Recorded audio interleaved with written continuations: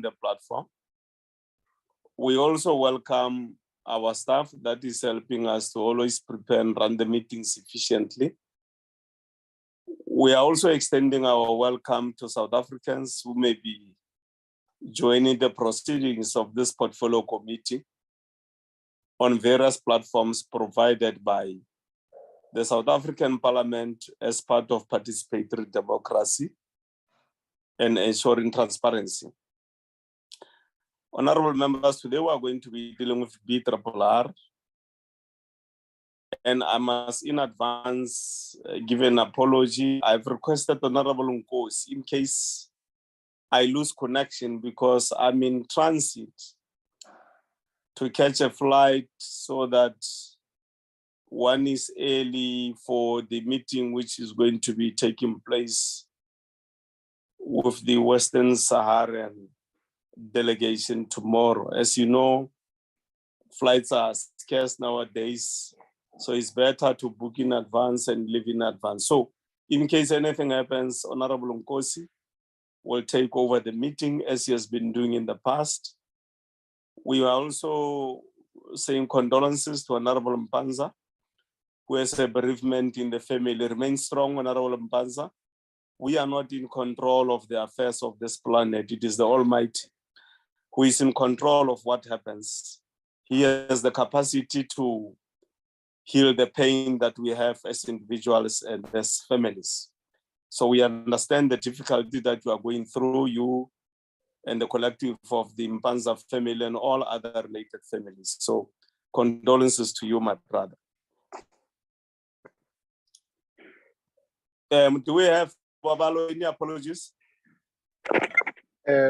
Good morning, Chair and honorable members. No, Chairperson, I did not receive an apology for today's meeting. Thank you. Okay, thank you very much. Chair. Hi. Yes, Honorable Bergman. Chair, thanks very much.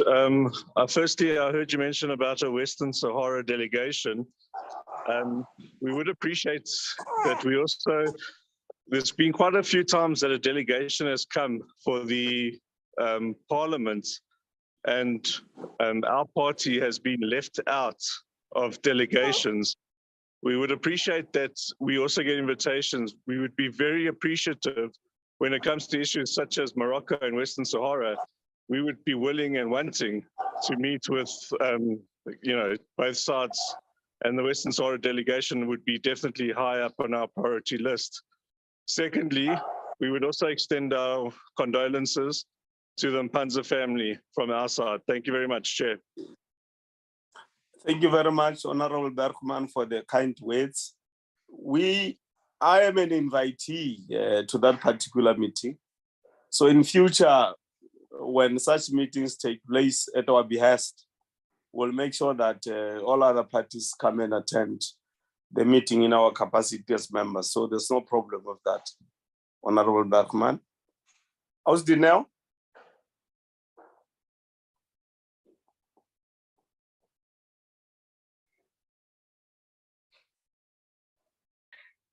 Good morning, Chair. Thank you, Chairperson, and good morning, honorable members.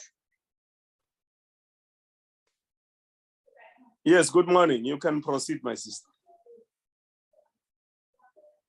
Chairperson, through you. Thank you, Chairperson. Sorry, I propose adoption of the agenda. Okay, it's my mistake. It's my mistake. Honorable Nkosi moves for the adoption of the agenda. Seconder. It's seconded, Chair. Thank you very much, Honorable Ngola. Good to see you. You were somewhere in the African continent. We are happy you are back. It's stated, Chair, I'm back. I represented you very well there. Yes. We are grateful of that.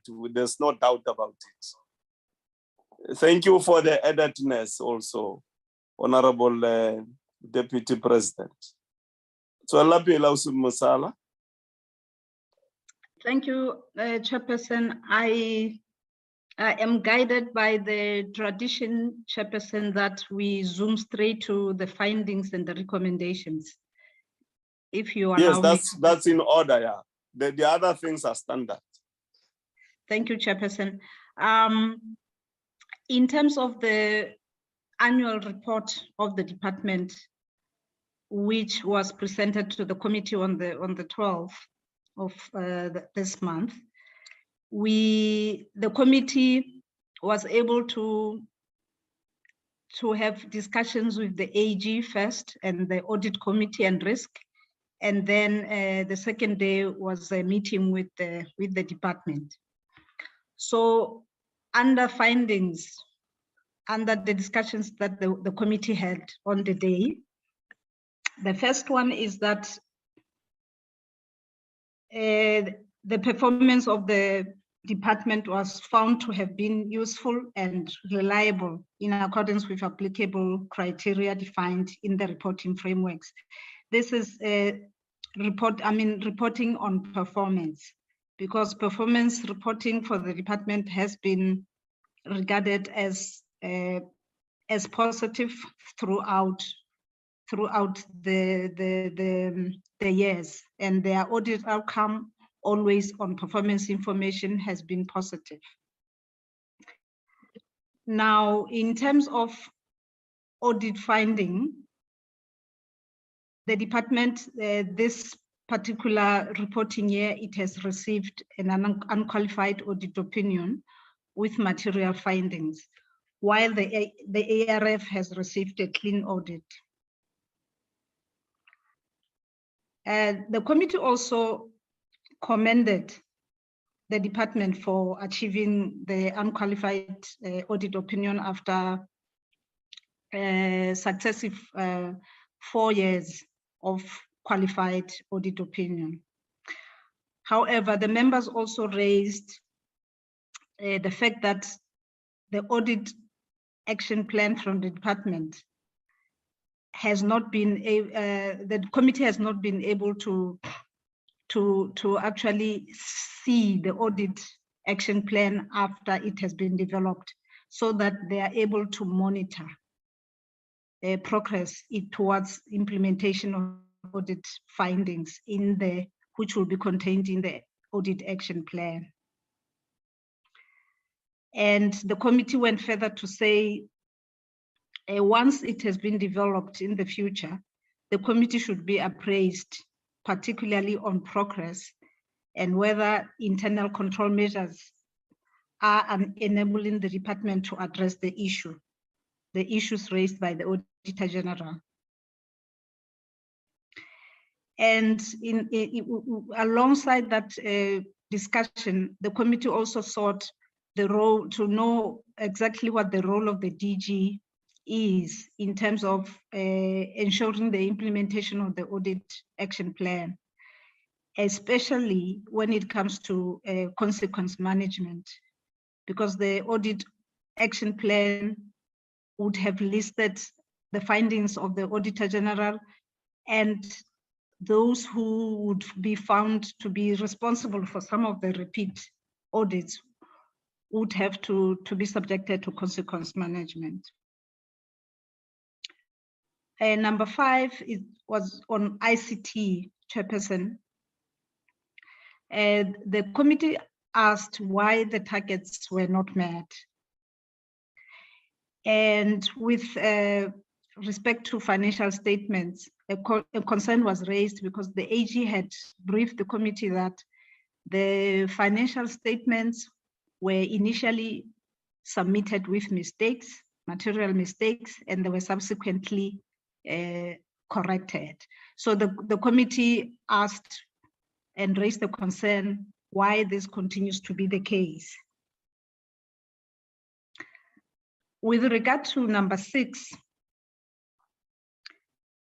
it's the issue of capacity in the finance branch, which has been raised several times by the committee and also by the AG. However, the report of the department shows a different approach in terms of having indicated that a number of people, it's because it's not that they are not well skilled in terms of finance prescripts, but it's because a number of people in that division have been deployed to the missions.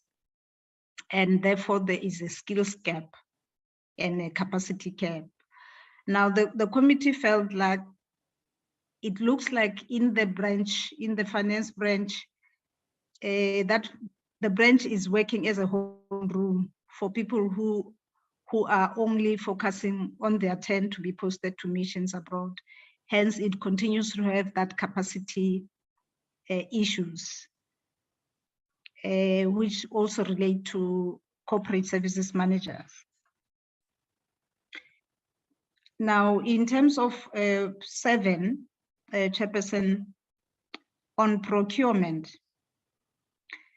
the committee raised a concern that the committee has been raising this issue with the department in the past, but it doesn't seem like the department has a commitment to actually address this issue of procurement. Hence, the department has also reported to the committee that they are doing everything possible to address the issue, but the results prove otherwise. Number 8, Chairperson, relates to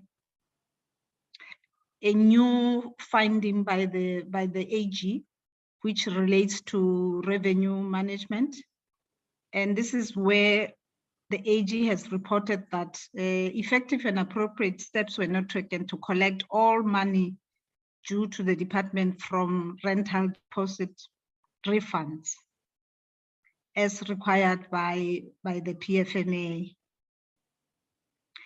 And this was said to be due to inadequate controls, including the lack of reconciliations of the rental deposit account and a lack of consequence management on employee or tenants and corporate services managers for deposits not returned.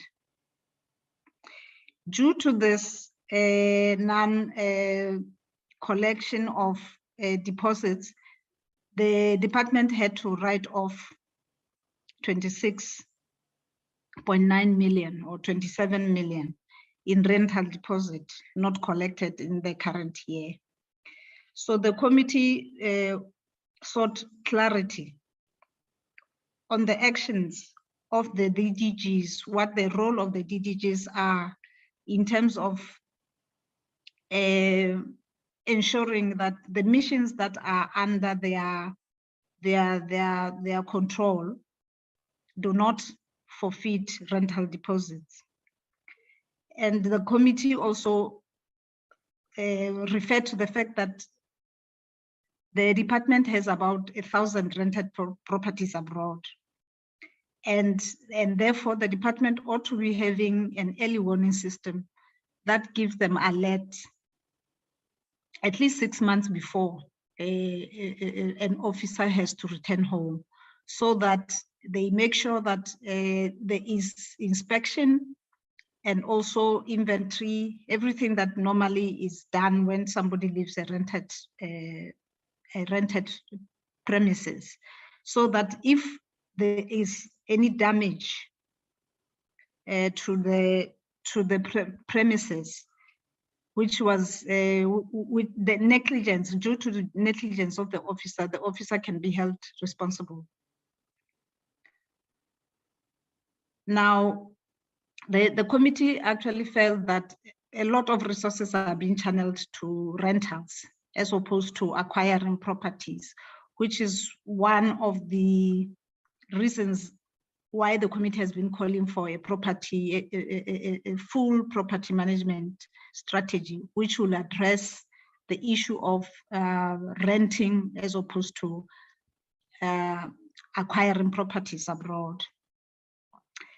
So the concern was that there is a lot of money that is being used for rentals, while there are properties which are left vacant and vandalized in the missions abroad, which could be maintained in order to reduce the need for rentals. So the need for a development of a property management aligned to the Foreign Service Act was strongly advocated by the committee.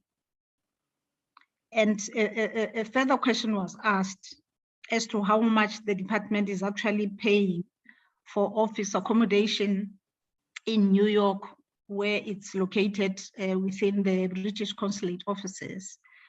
And a figure was mentioned per month, how much the department was paying per month. Now, with regard to 9, Chairperson,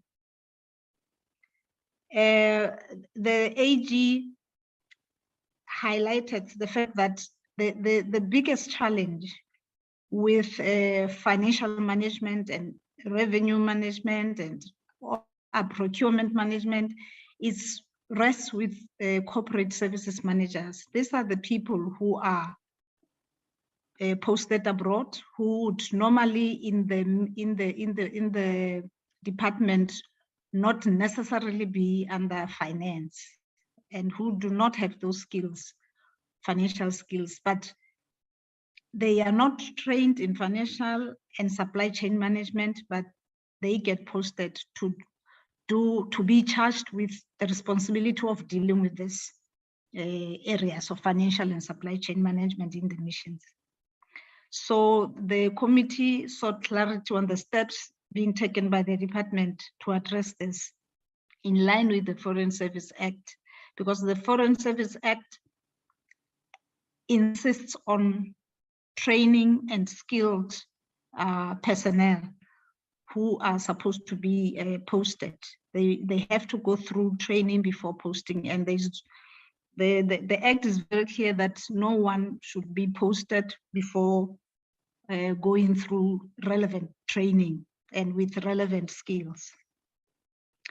Now with number 10, Chairperson, the AG also has expressed interest on this issue, where in the previous annual report and also during, I think twice this year, the committee tried to have the ARF present on its work, the impact assessment on the work of the ARF. And the response was that the ARF has requested monies from Treasury. And then the AG was of the view that maybe they should use the funds that are available, because this is an important oversight tool, which the committee will be able to, since the committee is not able to travel to all these places where projects of the ARF have happened, at least an assessment report will be able to give the committee a view in terms of oversight areas which needs to be followed up. On 11, the audit committee felt that there is a need for a root cause analysis in the department so that they're able to deal with all the repeat challenges, especially with supply chain management, with the green contracts, with the ICT, and then skills in finance, and then also challenges of skills of corporate services managers in missions. So that root cause analysis is something that the committee agreed to say over and above the implementation of the audit action plan, the department needs to actually analyze what the root causes are so that the issues can be addressed.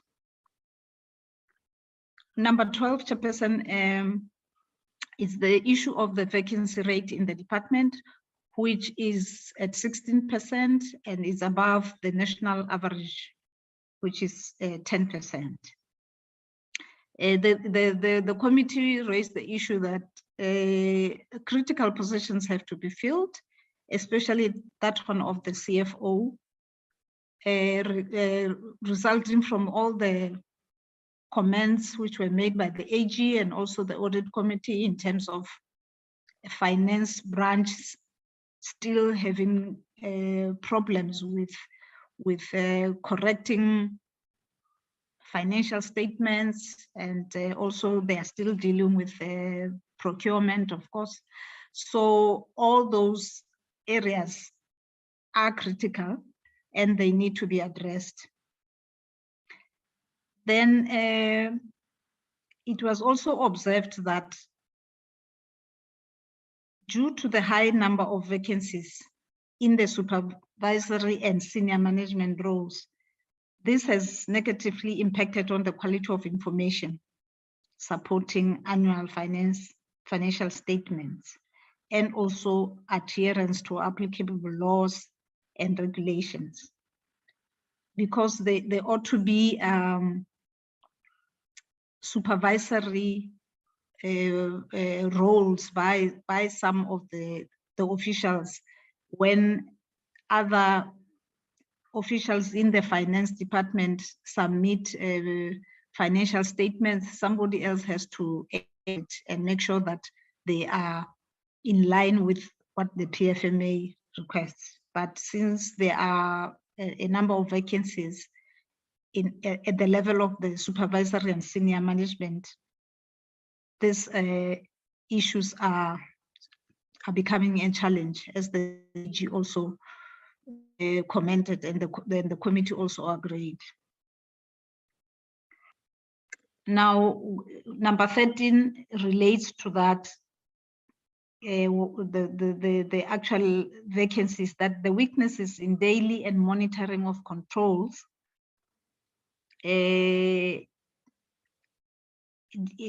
more time is taken in reconciling information that could have been reconciled accurately from the source. Because there is no daily monitoring of controls to make sure that everything, the records are kept, reconciliations are made, then by the time at the end of the month, when now statements have to be compiled, you find that it's time consuming, and as a result, some of the financial statements come with inaccuracies and they are submitted to audit without being checked, with a poor quality submissions of those statements, because they are not done on time and there's no level of monitoring of those controls. 14, Chairperson, deals with SCM prescripts, which remain a challenge for the department, especially at the missions where procurement prescripts were not followed in the procurement of goods and services. And this matter was also reported in the previous year, especially when it comes to quotations. The 3 quotations rule, they are not, the missions are not adhering to, and this results in irregular expenditure. And then they also continue to use expired contracts, and also this contributes to irregular expenditure. Actually, where there are countries in especially maybe in the continent where there will only be one service provider, and the notion of 3 codes might not be possible, but the missions and the department has been advised by the committee several times that there is the PFMA allows for approval for deviation, and that deviation applications are the ones that are not forthcoming from missions. So this creates irregular expenditure. In terms of number 15, it relates to the ARF chairperson that it has received unqualified audit opinion with no findings, and it has been consistent with its clean audit outcomes, and it has demonstrated at least basic financial discipline and consistent reviews and monitoring of compliance with applicable laws and regulations. Number 16 is that in the previous year, the committee commended the minister for implementing consequence management at the highest level within the department, where the DG and the CFO were dismissed. And the committee is further noting that the minister's efforts on consequence management has not filtered down to the rest of the department in order to promote a culture of consequence management. This issue was also raised by the AG to say the consequence management is one of the findings for this year regarding the department's performance, that consequence management seems to be very slow, or actually investigations have not happened of previous irregular expenditure, and 17 talks to that. The AG had asked the department to do that from 2017 up to 2019-20, which the committee also recommended in their previous BRR, but this have not happened as yet. On 18, Chairperson, the committee noted that the AG decided to examine the processes around the planned donation of 50 million to Cuba.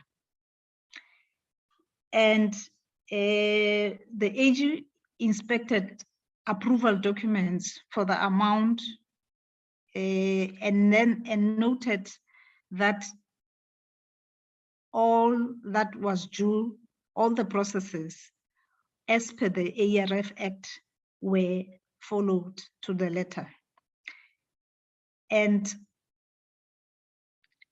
also the requirement which appears under the ARF Act that there must be concurrence by both the Minister of International Relations and the Minister of Finance was also done. So the processes were cordially approved by both ministers. The committee noted that the department is awaiting a High Court date to hear the merits of the case, so that the department is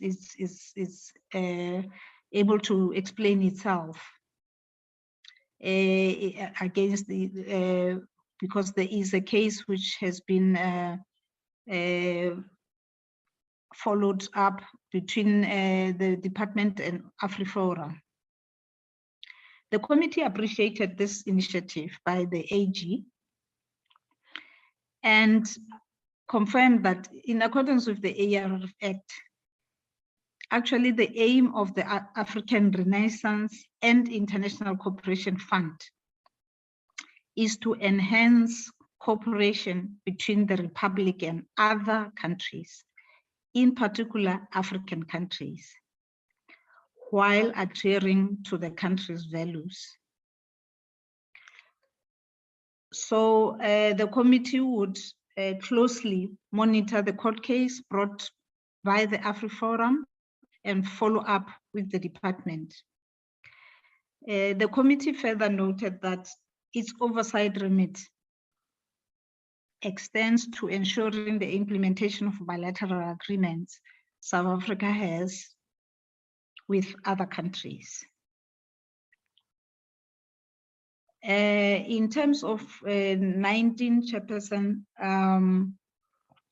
the committee noted that the department received a condonation approval from National Treasury on the payments made for procurement of property in New York. and that the department is also pursuing the matter through the courts in an effort to try and recover the monies paid from the people who wrongly benefited from those payments.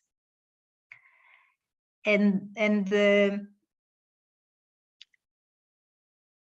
the committee wanted to find out what the implications to other officials involved in the procurement for the pilot projects would be, because there has been no consequence management as yet. And the committee said it will monitor the outcome of the court processes and follow up with the department. In terms of 20 Chairperson, it was noted that the transactions of this nature in terms of the finance branch, since they deal with complex accounting standards within a diverse multi-currency environment abroad, some deal with dollars, some deal with pounds, some deal with the yen, some, all kinds of different currencies. There is a need for dedicated or focused training so that they're able to navigate through all these complex accounting standards which they have to go through. And then because now foreign exchange gains and losses, if you are patching those currencies against the rand, it requires a high level skills and frequent reconciliation exercise to be performed. So if that is lacking in the missions, it creates a problem. It has to be with people who are able and capable to deal with a multi-currency environment. Number 21 Chairperson, it deals with the contracts, the green contracts, as the committee would call them, whereby the AG informed the committee that actually BT Communication, for which the CFO was charged but not found guilty, is still continuing providing services to the department. And previously the department had reported to the committee that they have cancelled all the irregular contracts, but the committee learned that BT Communication, at least for the next 6 months, it will still be continuing. And so as a result of this, the department has incurred irregular expenditure of about 110 million in the current year. And there were two elements to that irregular expenditure. One is the fact that the department exceeded the ceiling of the compensation of employees, and also it continued with contracts that were extended or varied without approval from National Treasury. So it is sitting with 110 million in irregular expenditure. 22 Chairperson relates to what the AG, it's an assessment which the AG was doing, which is a sort of a warning to the department in terms of its financial management, to say it has unfavorable overall financial viability indicators. And it also informed the committee that the department has an overdraft amounting to 163 million on PMG account, and the spending on compensation of employees exceeded the budget by 100 million, as we have already alluded to. So The department is advised, and the committee also insisted on that there is an organizational structure which was approved, which the department reported in the previous year that is an approved organizational structure, and the fact that it's closing some of the missions. So this may, according to the AG, may help the department to reduce the shortfall on compensation of employees, and also allow it to remain within the ceiling. So those two elements have to be addressed, so that at least the organizational structure is implemented, and also the department should continue closing some of the missions that they have earmarked, so that there is at least some relief in terms of expenditure when it comes to compensation of employees. Now, in 23,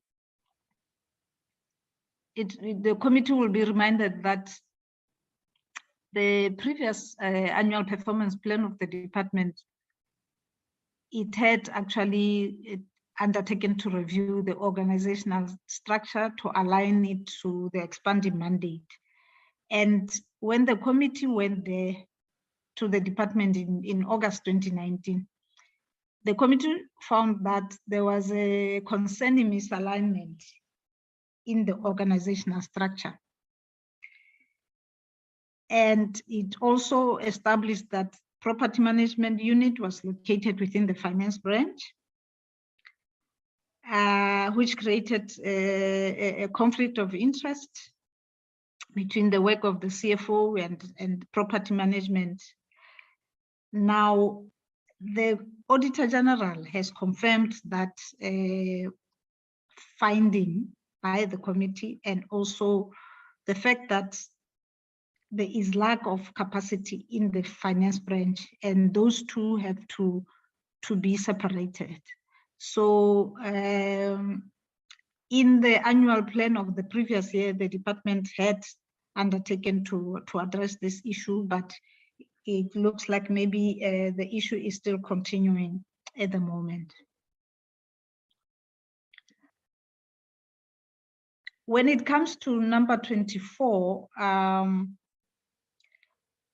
the audit team reported that it is currently assessing whether all non-compliances reported in the current and previous years resulted or likely to result in material financial losses. And should it be concluded that there's any material financial loss, a notification will be issued to the accounting officer. This is a serious matter, the chairperson and all the members, because this is per the new act, the new amendment to the AG's Act, which allows the AG to recoup money from the accounting officer in terms of where irregular expenditure has not been investigated, and when they do their own investigation, they find that there is financial loss, material financial loss. So a notice will be issued to recoup the money from the accounting officer. So this is a very serious development, and DECO, according to what the AG reported, has been identified for this year to be investigated and also examined whether there is any material financial loss in terms of its irregular expenditure from previous years up to now. 25, the committee applauded that with all the reporting, which was also confirmed by the AG, in terms of implementation of South Africa's foreign policy, the department has done an excellent work. And both the department and the missions abroad have made South Africa to be a global player of note, a respected global player, and it has gained recognition in its promotion of multilateralism in global governance. And the fact that South Africa continues to champion aspirations of developing countries, including those of Africa and the global South. When it comes to 26th Chairperson, the committee further commended the missions for having pursued their mandate even during the pandemic, especially the missions in Africa, which Africa is it's a centerpiece of South Africa's foreign policy. So the missions in Africa were applauded for having kept the ball rolling and doing their work within the continent. The committee wanted to see more activity, including increased intra-Africa trade from these efforts. And it was noted that the missions continued to engage in economic diplomacy activities to promote and increase value-added South African exports and expansion of South African investment footprint abroad.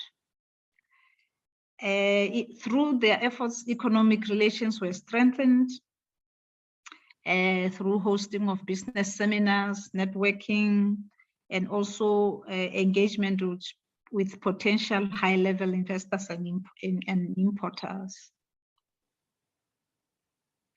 27, again, is in terms of the core mandate. South Africa continued to strengthen bilateral relations and cooperation with countries on the continent through the structured bilateral mechanisms and high-level visits, engagement under this period, the reporting period, and also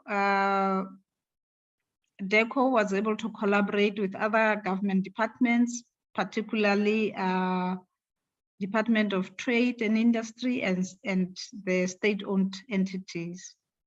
And then in this regard, the committee actually sought to know the extent to which coordination between DTI and DECO ensures that economic diplomacy drive is for the benefit of South Africa, whether their efforts are well coordinated and focused on economic benefits for South Africa. Number 28 relates to the role of DDGs.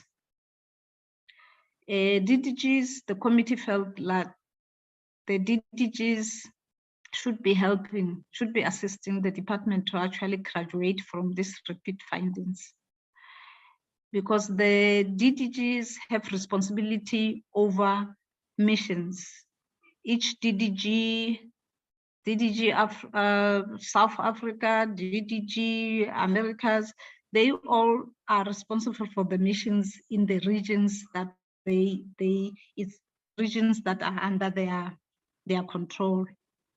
So the committee felt that they have neglected their duty to assist the department by working closely with the heads of mission and corporate services managers in order for them to deal with some of the root causes for repeat findings coming from their respective missions. So the committee felt like it would be necessary at some point to have a special meeting with the DDGs so that they are made aware, and also they are urged to actually assist the department in terms of these repeat findings which come from the missions and also the responsible heads of mission. 29, Chairperson, it's on ICT. it was noted that previously the committee, the department has said the bandwidth procurement process had been underway for some time. And then it was also noted that the current service provider, which is BT Communication, their services had been extended over several times, despite the fact that irregular expenditure has been incurred on the tender. And then last year, the committee sought assurances that the department was expediting the procurement processes for the new service provider, and that BT Communication was being terminated. However, members will be reminded that the AG in her report of this year highlighted that irregular contract will still continue for the next 6 months through what the department claimed to be transitional period for a handing over to a new service provider. And also the committee was concerned that the missions are still without tools of trade, because delivery of laptops and other things were done to the missions, to the headquarters, but not yet at the missions. And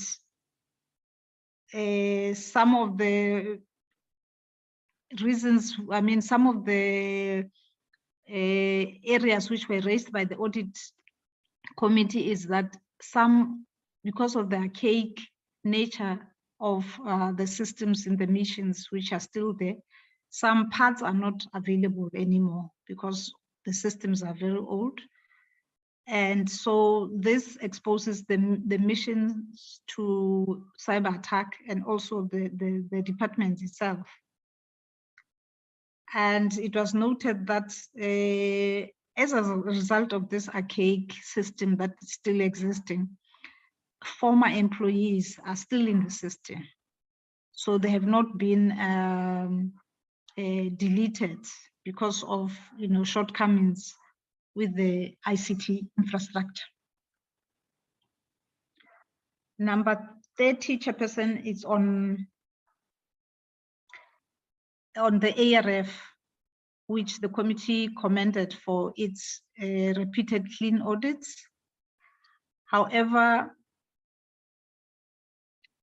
that issue of impact on this country's development cooperation came up again, and more information was sought on the plans underway to ensure that the disbursement of funds from the ARF actually demonstrate South Africa's contribution to the objectives set out in the ARF Act.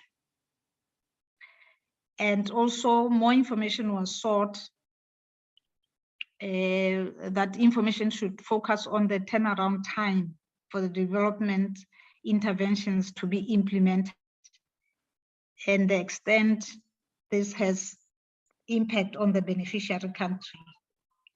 So it's the second assignment that the ARF has been tasked with from the committee.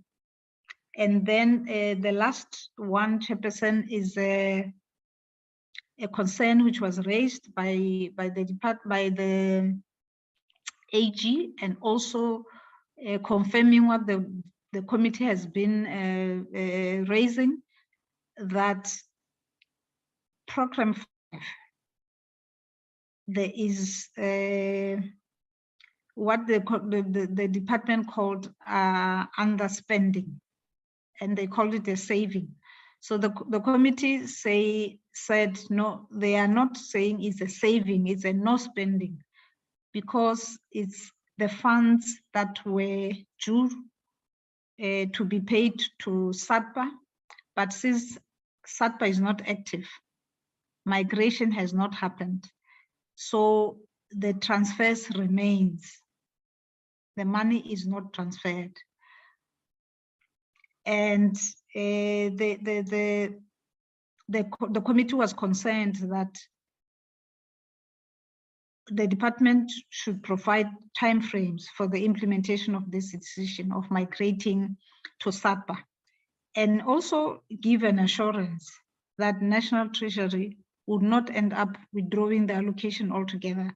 Now that year in, year out, for the past from 2013, it hasn't been operationalized, and the funds keep on remaining, and they are regarded as a saving by the department, but the committee is saying they are not a saving now, it's a no spending. So this is as far as the findings, Chairperson. I'm not sure whether I should wait for members to comment or I should go straight to the proposed recommendations. Thank you, Chair. I think proceed to the recommendations and members can discuss both. Thank you, Chairperson. I've received a message from the chair that I should chair the meeting because he's now unable to connect. Thank you.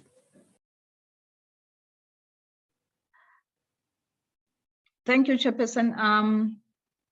The nature of Parliament B-RRR is that the minister is given 3 months to consider the recommendations and also the report and respond to the committee.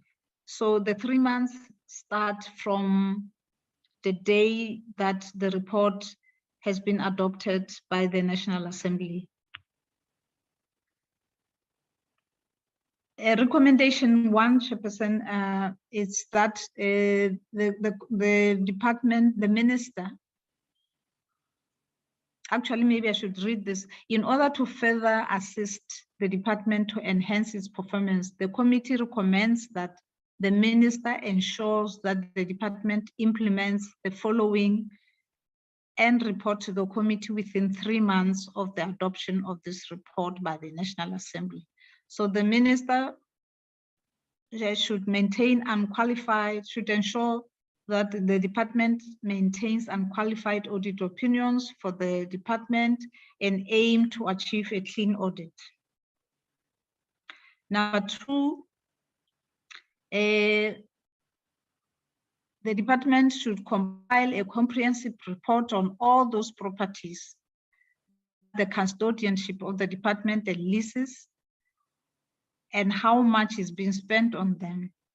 Furthermore, they should ensure there is an agreement between missions and the transferred officials which incorporates acknowledgement of debt at the beginning of the rental period.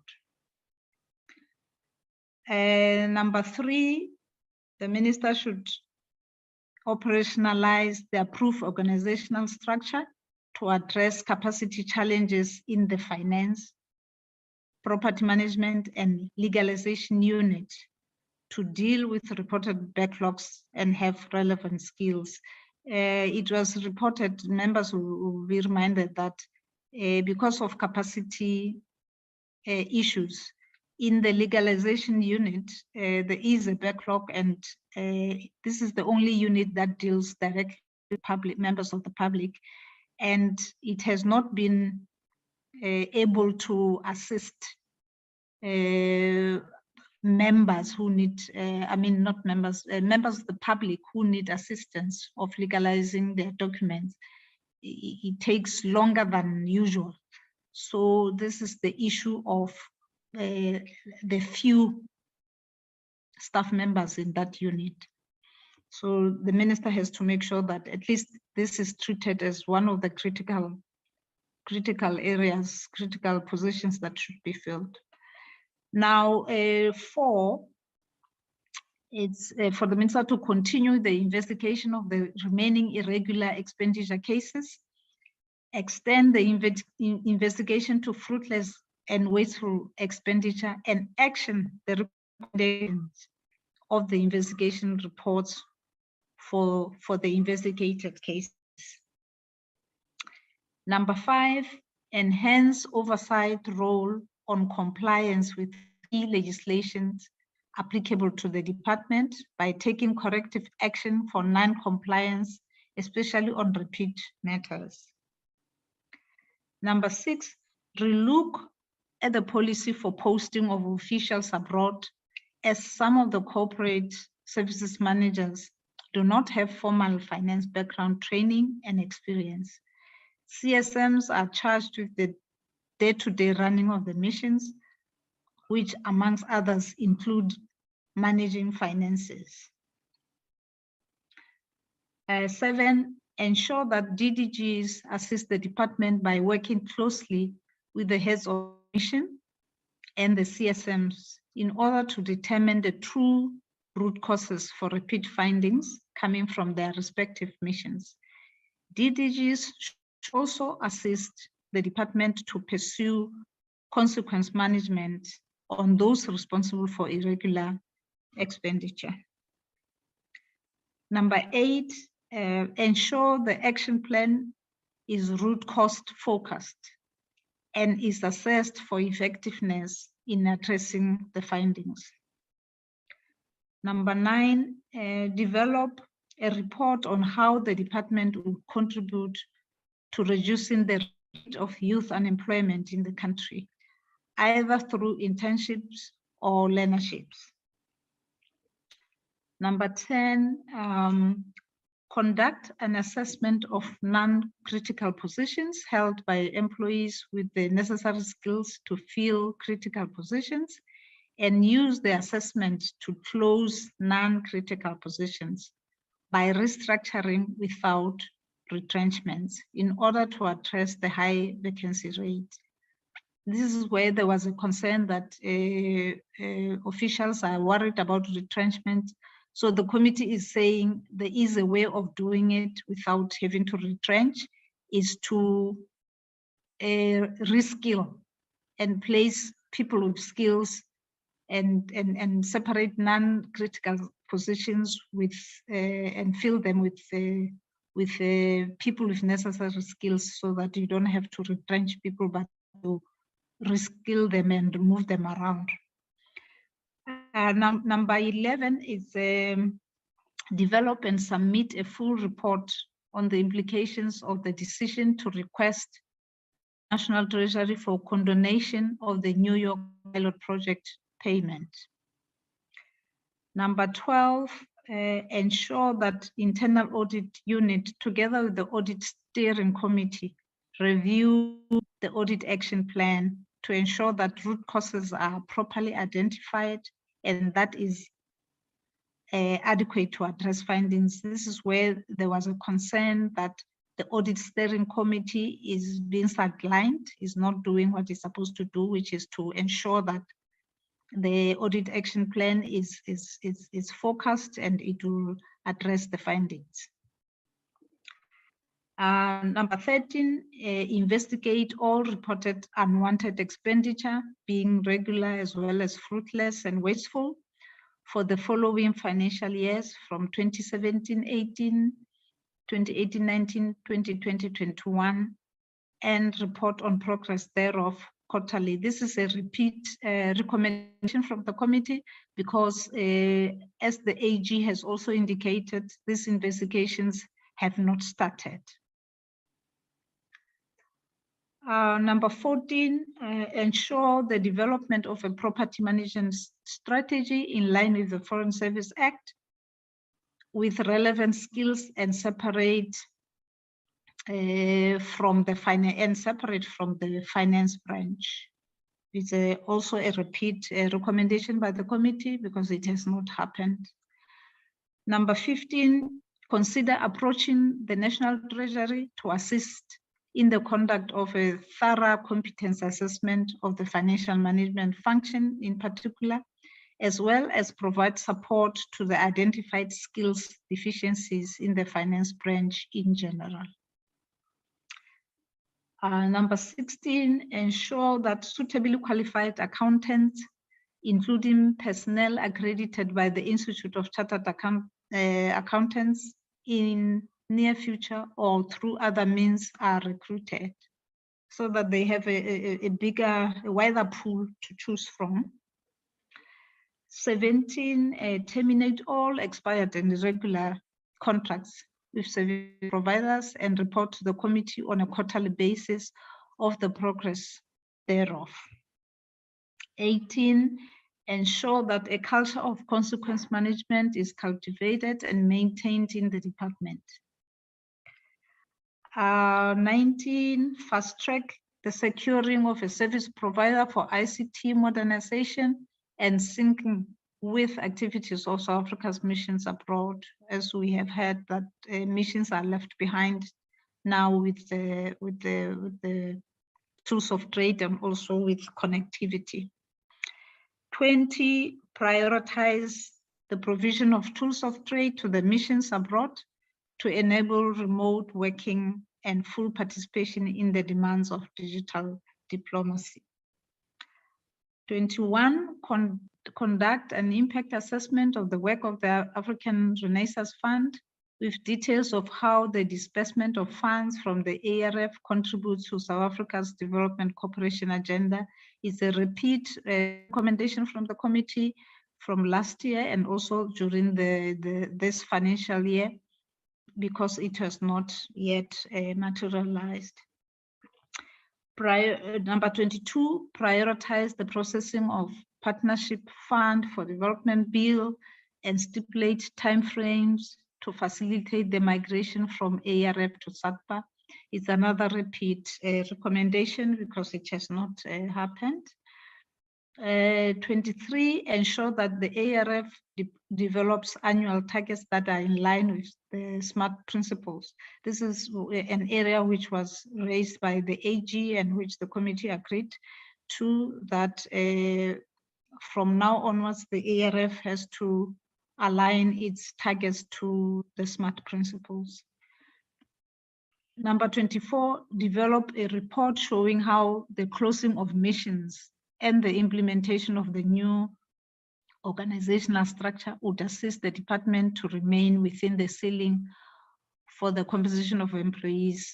This is what the committee was saying, that since the department has said closing of the missions and also the organizational structure, they are embarking on these two projects in order to reduce the compensation of employees to stay within the ceiling. So an assessment report should be, the committee is asking for a report to showing whether actually these processes are addressing the issue with in terms of the employees.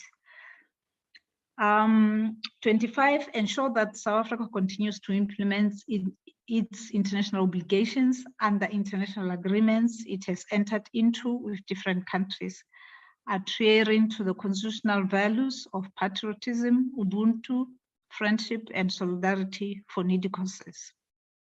The international agreements are responsibility, their implementation is the responsibility of the committee. So it has to ensure that South Africa implements all international agreements it has entered into with different countries. 26, which is the last recommendation, is to ensure that all outstanding reports due to the committee are finalized and presented within 60 days. These reports are the reports coming from the 4 quarters where the committee, in fact, even in the previous year, the committee had asked for information which has not been forthcoming. The ones to the National Assembly are the same, which has the committee has said they be standard in terms of the oversight model, not allowing the committee to do its work. The addition there is that the committee notes that the Office of the Speaker has requested an advisory report from the Office of the House Chair committees, Honorable Frolick, regarding the mandate of the committee. So the concern there with the committee is that this matter should be attended to with speed. It's about how many? 3 months now that the Speaker wrote to the House Chair to address the issues of what the committee has been saying about the oversight model and how it impacts on its work, and the fact that the committee should be allowed to, at least should be prioritized in terms of election observation, much as it's maybe it's done by parties, I'm not sure, and also participation in parliamentary forums, and also participation in international conferences which are held here, like there will be a BRICS summit coming to South Africa next year, and also the heads of mission conference that is held yearly, and also state of readiness in terms of where the department is making arrangements. The committee should be able to visit and see and assess whether the department is ready to host, and also the meetings with the PGIR, where international matters which are of touches on the mandate of this committee are also discussed there, but there are no synergies. And also the friendship groups, which normally would see visitors coming to South Africa to Parliament, and the committee necessarily not being invited, whereas there should be some friendship groups which will allow bilateral discussions between the committee and those groups which come from different parliaments coming to South Africa to Parliament. And also yes, the conferences I have already spoken to. So the last thing is that the report be considered, Chairperson, and thank you very much to honorable members. Thank you, honorable members. There's the report. I think our approach must be to take comments, clarity, and discussion at the same time, so that we do not spend a lot of time on this. I've noted, let me note your hands. I note Honorable Faber, Honorable Bergman. Any other hands? Honorable Faber. Chair. And Honorable Chetty. I hear Honorable Musane. Was it you? Correct. Musane? Okay, thanks. Correct. In that order, then it will be Faber, Bergman, Chetty, and Musane. Thanks. Honorable Faber. Thank you, Chair. Thanks for the reports, Chairperson. I first want to start off, Chairperson, and this is a concern to me. You know, we are a committee of a few parties involved, and we must understand that when there is a committee report presented, it should be the views of all committee members, not certain members. So, you know, when I read this report, it comes to be very easy and soft on the eye. And not all concerns are being raised in this report. So I would firstly like to start up to know who is actually drafting this report together, because this report is not a reflection of everything and all the concerns of all parties, including some of the ruling parties' issues, which is not on this, reflecting on this report. Now, Chair, I want to start off by that we respect the Auditor General's outcomes and some of his concerns. But we also concerned, you know, when we get what we call the audit report on qualified with no findings, and then a lot of concerns, then it does concern us. And Chairperson, I want to start off with the African Renaissance Fund, that there is no consequence management. And even in the department as well, we've read that if we go to the department, ex-officials are still not being held accountable. It will go on this way. Nothing has happened. No real investigations that we are talking about, the DG and these people that's been replaced. But what consequences? They should, and I want to come back. Investigations is not happening, and we're not getting outcomes on most of these cases. This is in the report. And my honorable colleague, Honorable Bergman, were saying in the previous meeting that we should get a forensic audit to be done. There's nothing of such nature in this committee report. It's not standing anywhere. So why, which is, I believe, is one of the most important parts which Honorable Bergman touched, it's not even in this report. Why not? Because we are concerned about that. Just lastly, on the IRF fund, on the irregular expenditure, it's not being investigated.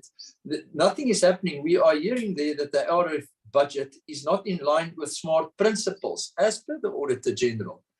This is just going on and on and on, and it's like a ball just rolling, and every year we get, okay, it's looking better. But saying it looks better is not fixing the problem. So I want to go by the findings there that we need to know. We were saying that Cuba is the only non-African country that's receiving funding now from the ARF, and the reasons for the funding of Cuba. And this is where my problem was the previous time. It's not even in this report. It's based on the long-standing, respectable and political relationship between the countries.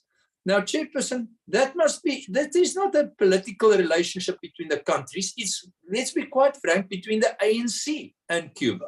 We cannot say that's because of political relationships. We are not getting anything back from Cuba.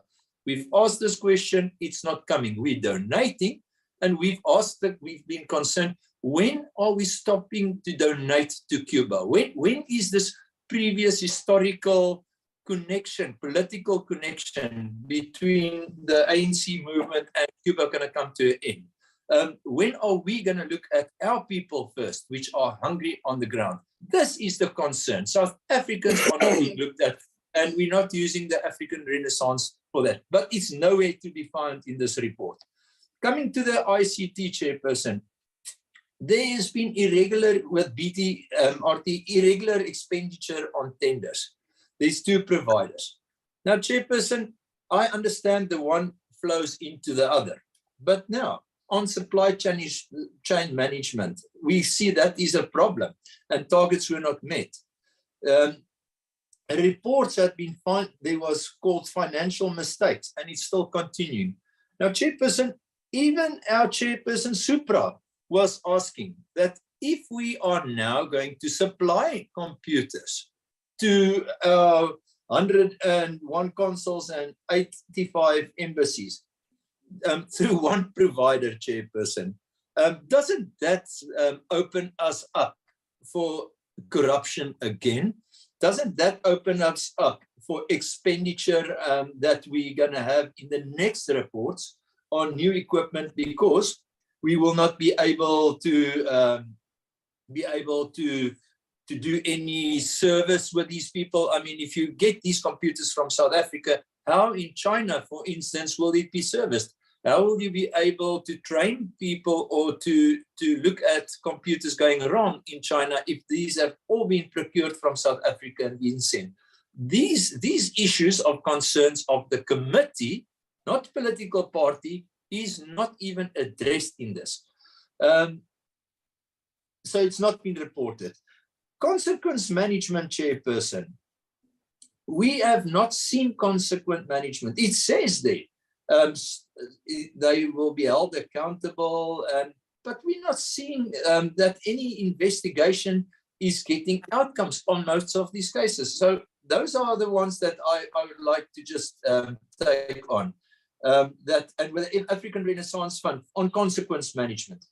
They say 2017, 18, 2019, and 2020 have not been investigated. Now, Chairperson, I mean, we're talking about 1, 2, 3, 4 years of the African Renaissance funds, that this budget is not in line with the SMART principles. It's not been investigated, Chairperson. So my concern is how we get the audit unqualified with no findings report on this year. I understand, and as I say, we do respect the Auditor General's outcome on reports, but it does remain a concern that these are not even being investigated. We're not going to know who's done what. And Chairperson, I believe that should be in a committee report, not just certain issues. Thank you, Chair. Honorable, who's next? Bergman. Chair, thank you very much. I really can't believe that we sit in these virtual meetings for hours upon hours. We give input, and this is what transpires from our input. And you know, I'm always reminded of that first oversight meeting in at DERCO, when everyone laughed at me because I've been the longest standing member and people wanted to know what we've done for the last 10 years. And I think you can see the frustration now, Honourable Nkosi, what we go through to actually to get nowhere. You know, it's like running on a hamster wheel. You tread and you tread and you tread and you don't go anywhere. And you know, this is the problem with what's happening here. You say the same thing over and over and over, and people go yes, and they nod and they make nice notes. And then the report comes and it's nothing reflecting of what was actually said. And to be quite honest, it's actually getting very frustrating. You know, it's getting to a point where you've actually got to ask yourself, if you want to hide information, you can do it very easily. You know, if you want to not get to the truth, you can do it very easily. If you want to say it's a swimming pool or a fire pool, you can go dance around in a fire uniform with a hose pipe. We can hide information as much as we want, but the truth is right in front of us, you know, and we've got to look better than that. We as a committee have to act as if we've got more information than the general public. We have to make as if our salary is worth what we get paid, is that we're doing far more than what the general public is getting as information, because we're the ones that deserve the salary, because we're fighting for a better DERCO, we're fighting for a better international relations. So the first point of concern is the African Renaissance Fund. And why is that a point of concern? Is because the president that initiated the fund is telling us it's a point of concern. He tells us he initiated it for reviving Africa, for making Africa rise. And now I'm not sure if the ambassadors in DERCO or the people that run DERCO, I'm not sure whose geography is off the mark, but some people don't understand where Cuba is, that they believe that Africa has a country called Cuba in Africa.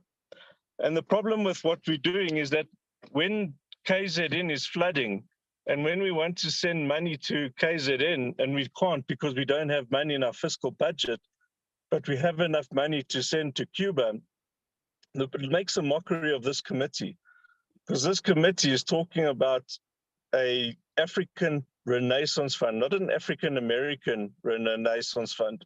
It's talking about the African Renaissance Fund.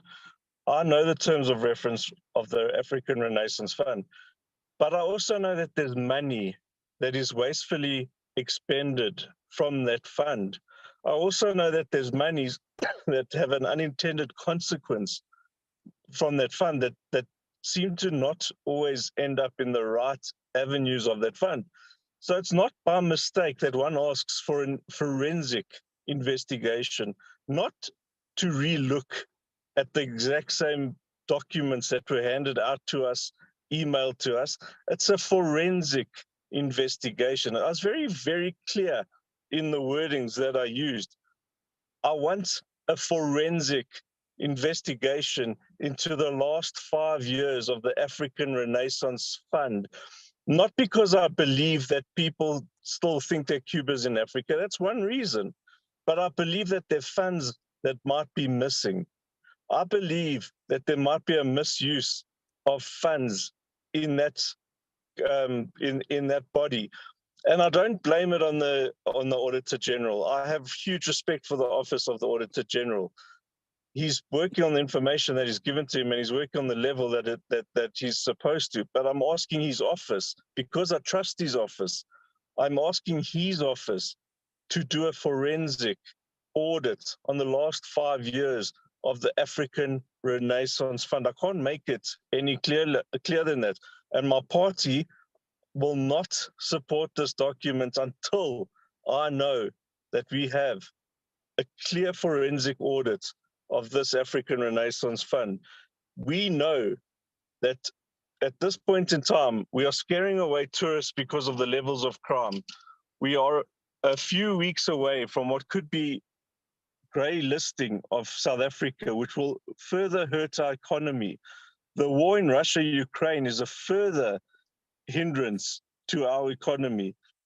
We've got a problem in Ethiopia that Durka, we're not even talking about Ethiopia, the 300 to 500,000 lives that are being lost in Tigray. We as a committee should be getting together and putting a resolution through to the UN to get them to come and investigate the region.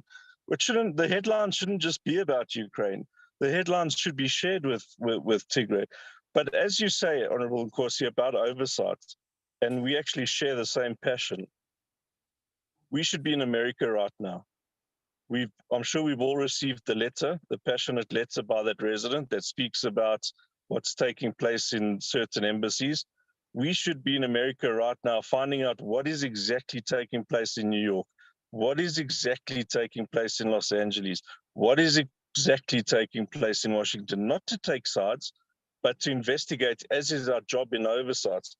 We should be in Durko right now, finding out what is exactly taking place in the legalization department that is keeping our poor staff and our directors from legalizing documents over 6 weeks at the delay and at the misfortune of students and people seeking jobs abroad at their expense. And if you look at the DIRCO organogram, it's Hollywood. Everyone is acting. There's acting this one and acting that one. So for us, when the DIRCO goes and does something positive like release a national interest document, not that we subscribe to everything that was said in the national interest documents. I mean, a lot of it is very fairy tale. But they go and do something proactive like release a national interest document. It's already trashed upon because we can't stick to it because of what's already in this report. So the truth is, if we can't get the basics right from this committee, if we can't even agree a BRRR, if we can't even ask for the basics on a medium-term budget, that we look at cutting down, tightening the belt, that we make sure that what's reported to us is factually correct. If we can't even do that, why are we even here? Why are we even getting paid? So, Honorable Nkosi, I'm going to ask you a few things here. Number one, let's stop the virtual meetings. Let's meet in person. Number two, let's stop the tea parties. Let's not talk about the nonsensical agendas. Let's talk about issues that pertain to the running of DIRCO. Let's talk about issues that pertain to lives in Africa. That's the lives of people in Ethiopia. It's the lives of people in SADC. Let's talk about issues where they affect our bread and butter, our daily bread and butter. Let's talk about that. And let's go on oversight. Let's get off our office chairs. Let's get into the buses and the airplanes, and let's go on oversight where we need to. So we will not support this report until we see that there's a forensic audit at least on the ARF for the last 5 years. Thank you very much. Honorable Msane.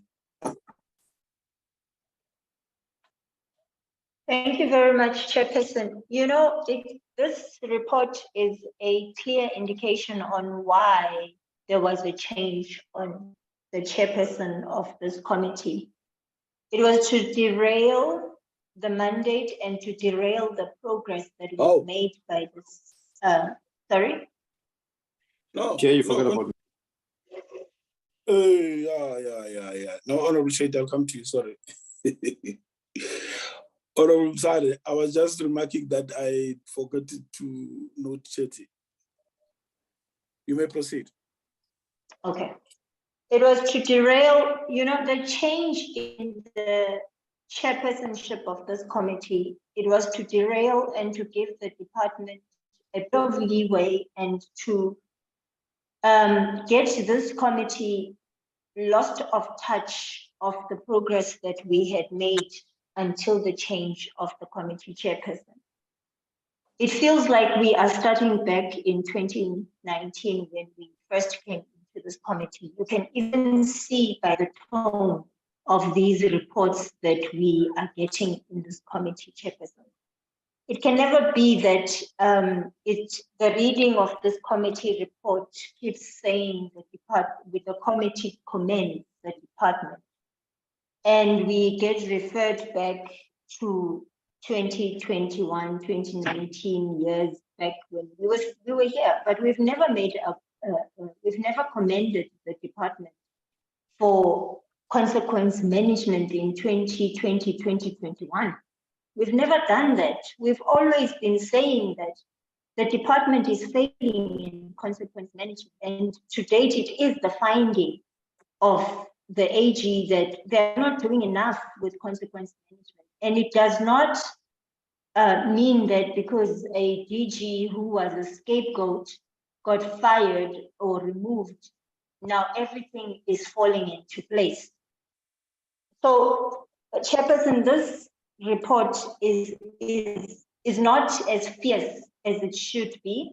It does not address the issues that needs to be addressed in a manner that they should be addressed. It contradicts everything that this committee stands for. And I wish to agree with the previous speaker when he says that it represents, it doesn't even represent your party for that matter, because some of the issues that you have raised also don't appear in this report.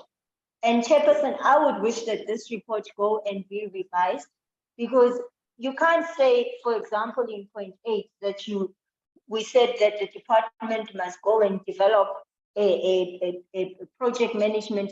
The department has been told to develop a project management unit since 2019.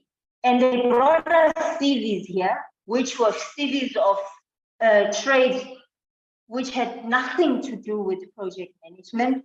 And so the establishment of the project management unit, property management unit, has been in place and has been rolling and has never been adopted. So we are being sent, it's like we're starting everything from scratch since we arrived in 2019, even with this property management unit. The report does not reflect our frustrations, Chairperson, with all the properties of South Africa that are giving South Africa a very bad name, laying redundant, nothing being done by the department. So this report, Chairperson, does not cover what this committee stands for. And for me to actually address now the issue of Cuba, the AG, Chairperson, as a committee, we were all present in the committee where the AG said there was nothing wrong with the funds that were paid.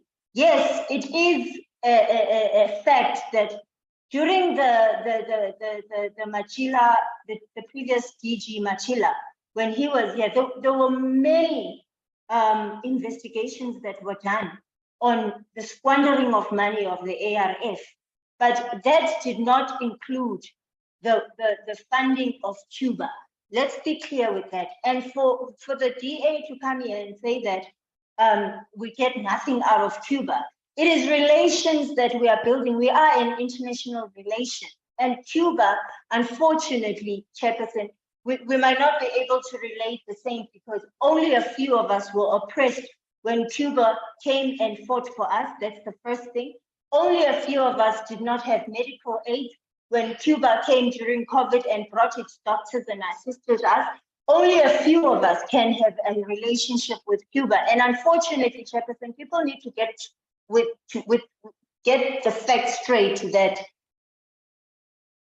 the current government is the government that was oppressed by the white people, and Cuba was able to assist the African continent as a whole in order for us to get the freedom that we say we enjoy today. It might not be what we want, yes, but the Cubans were the ones that brought the assistance, and we cannot and we will never allow that relations of people that assisted us in order to get our freedom be abandoned.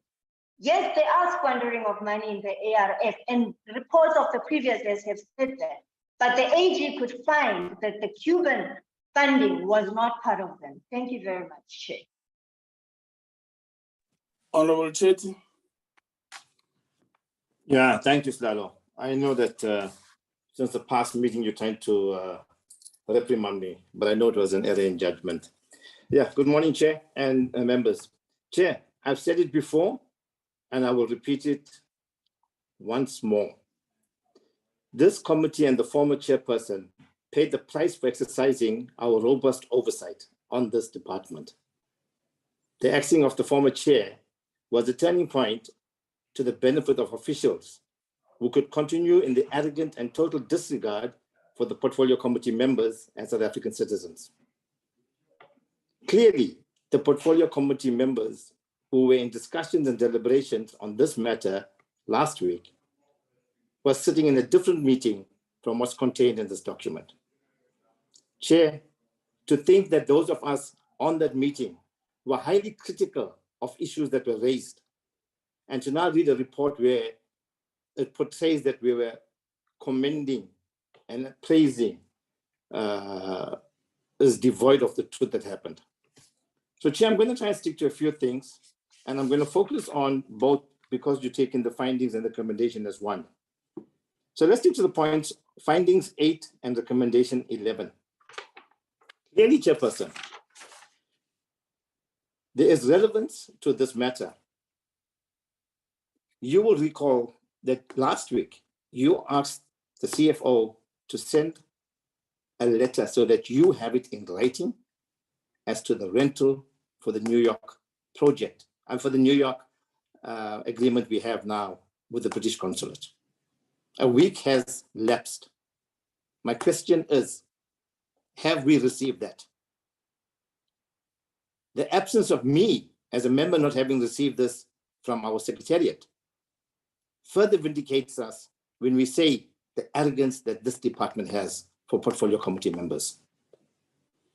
Chairperson, when you read both the findings 8 and recommendation 11, including 19, which makes references to the condonation requested by the department to National Treasury for the 180 million Rand New York pilot project. Chair, I believe there should be a time frame for this. In fact, the department has already engaged National Treasury for condonation as per the AG's report.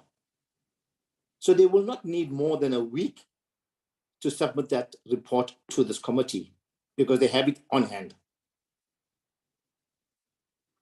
The second one, Chairperson, is on findings 29 and recommendation 17.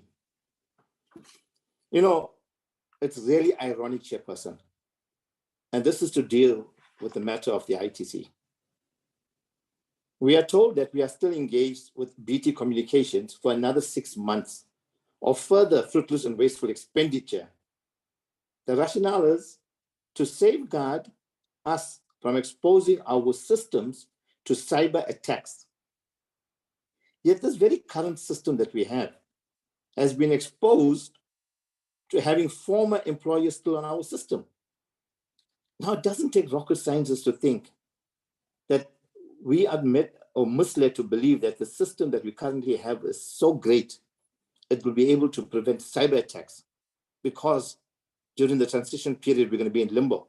Yet it's so, or the developers of this is so incompetent that a basic thing like having employees who are no longer on our system or no longer in our employee are still on the system. It is definitely beyond belief that this is what we're trying to achieve. And Chair, on the same token, we're saying 6 months. Can we get a deadline for this BT Communications contract? When is the 6-month period expiring? That has never been made clear every time we asked it. There seems to be an ongoing issue that's hanging in the air, but there's no fixed date to it. Chairperson, if you look at the one on recommendation 2, and I have to be vociferous on this, Chairperson. It is not the minister, and I want to repeat myself. It is not the minister that went out and emboldenly tried to enforce consequence management when she suspended and then fired the DG and the CFO. We're all well aware. It was the pressure from this portfolio committee members that resulted in that action taking place. The minister herself erred in that she used the DG, the former DG, as a scapegoat and suspended him when the main culprit was the CFO. It wasn't her on her own doing wanting to go out and show that it's because of consequence management, she's taken action against them. The report makes it seem as if the minister did this. The minister was forced to do this because of the pressure from the committee. And that's also the consequence of why the former chairperson was moved. And Chair, we must be very clear on this. In this department, it is the tail that's wagging the dog. We tried to get it right, and Honorable Bergman is correct. Those of us who were newly elected to this committee couldn't understand how is it that for the last 10 years, this portfolio committee was given the runaround. And I agree with what he's saying now, that it is evident that this department can manipulate what they want, how they want, without any consequences. I mean, Chairperson, we are speaking about diplomats, missionaries, sending people abroad. And in this report, we talk about they do not have the necessary qualifications. I mean, we are sending people abroad to represent this country's interest, knowingly that they do not have the proper skills. If you read what is said here, it exposes the incompetence that they do not know how to handle financial issues even. But we send them abroad to represent this country. Chair, and this is just something that is as simple that you can run in a spaza shop. We are now saying that those members who have been transferred abroad, they will only get them to sign contracts with acknowledgement of debt for the renewal contract. My question to you, Chairperson, is why do we have to wait until the next posting? Surely the Department of Human Resources can just do a one-pager and email it to all of those officials of ours abroad, requesting them to sign an acknowledgement of debt to the department, that if upon their departure from those premises that they are occupying is found to be derelict or any damage done, that the department will withhold those funds or will reclaim those funds from them. A simple acknowledgement of that. Because, Chair, if you read it, it says, And I'm going to, I think it's number 2 on the, just 1 second, please, Chair. It's number 2. Compile a comprehensive report on all those properties that the custodianship of the department and leases. And I think, Chair, there should be a time frame to that. We should put that as at least within 30 working days, because in fact, I know that the department already has the document in their possession. It's just for them to disseminate to us as members. But let's put a time frame to that. The second part of that, Chairperson, reads, furthermore, ensure there is an agreement between the missions and the transfer officials which incorporate acknowledgement of debt at the beginning of the rental period. Now, technically, they're going to tell us that those people are already there. We have to wait for them when we start the rental period. I am saying there must be an acknowledgement of debt sent immediately, so that, Chairperson, when we come to the AG's report next year, we do not find that there is still another 27 million that we are writing off because those people's rental leases haven't started. Thank you, Chair. Thank you, Honorable Chetty. Honorable Mpanza. Oh, thanks, Chair. First of all, let me welcome the well-written report by our content advisor, which is a true reflection of the issues that we have raised when we are interacting with the AG, the Audit and Risk Committee and the department. You see, Chair, we said earlier on when we were engaging in previous times that we are a committee that is very objective and deals with the matter as they are. And we give credit where credit is due, and we criticize where we have to criticize, and come up with constructive recommendations to assist the department. Because as Honorable Beckman has said, our mandate is not to fight with the department or the executive, but is to assist them and work with them so that at the end of the day, we'll have a better international and cooperations department that we can be proud of. And I think that's the positive intention that we have. But doing that, we are not going to nurse the feelings of anybody, whether it's the executive, whether it's the department, and even if it's us amongst ourselves, because we are here to fulfill a mandate that we have been given of making sure that we turn things around in this department. We have a robust oversight. So, Chair, having said that, first of all, let me say, let us not play political marbles here. Of course, we are coming from different ideological backgrounds. And sometimes you cannot reconcile far opposing ideologies. There cannot be a compromise. Sometimes you just agree to disagree. So, Chair, there's articulation of the removal of the chair. And then you see, I think, Chair,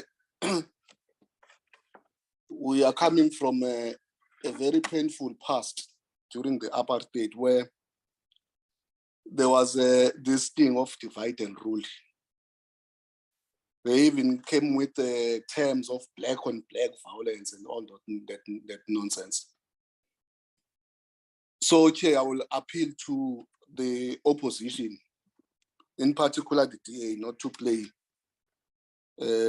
games, political games with us and try to divide and rule. Because we could see what they are trying to do.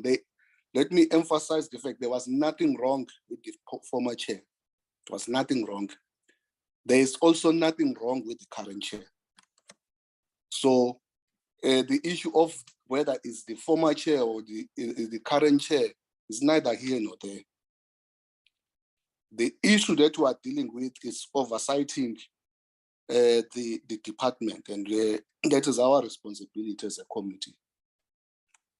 So I'm just wanting to correct that issue because I think if it's not challenged, then it will prevail as the truth, which is absolutely, it's far from the truth.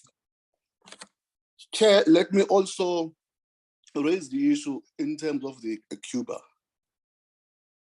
and the ARF. The AG was very clear, Chair, when they engaged with us, and even when we were at the department, that they could not find anything untoward as far as the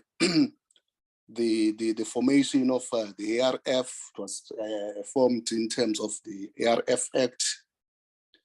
The expenditure of funds was done by both the Minister of International Relations in concurrence with the Finance Minister. So then the issue of the 50 million is before the court, but they couldn't find anything. But also the ARF chair is not only for African countries.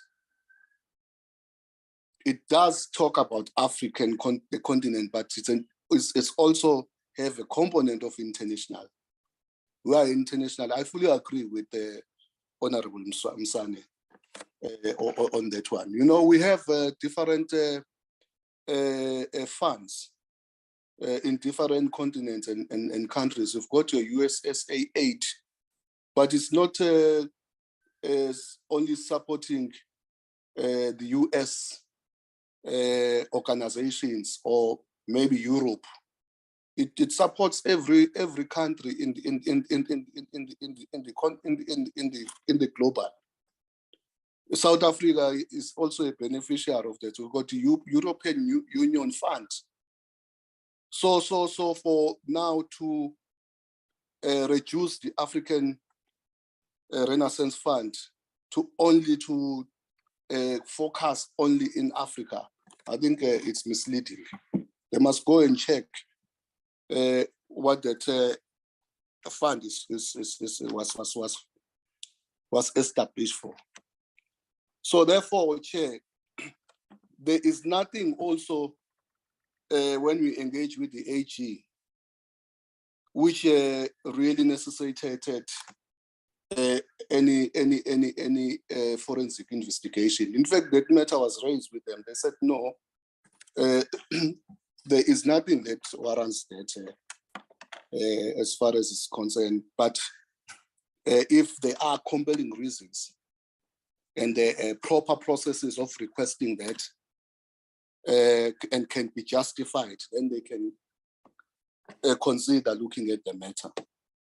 But as far as it's concerned so far, they said, as far as the Cuba donations are concerned, there was nothing. So, Chair,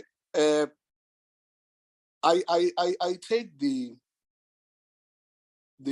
positive contribution and constructive proposals that are coming from particularly Honorable Beckman and Chetty, and also Honorable Msane. I think let's move in that direction. The report covers really the issues. Now, for us now to shoot the messenger and then say, no, the report is poorly written, it must go back. I really don't understand. Let's deal with the department. The elephant in the room here is the department, which is not doing the things that we have asked that they should do. And let's not be all over the place and then follow even shadows and chase everyone, because then ourselves we are going to lose a direction. what we want to achieve, the legacy that we want to leave when we exit towards the end of our term, will not be able to achieve. So I think let's engage on a report. I have engaged on the report thoroughly myself, and I think the report for me is a much more improved, but also it captures exactly the issues that we have raised. And I hear other honorable members, they are enriching, which is fine. They are enriching the report, but don't throw the bathwash together with the baby. I don't think that is going to help us.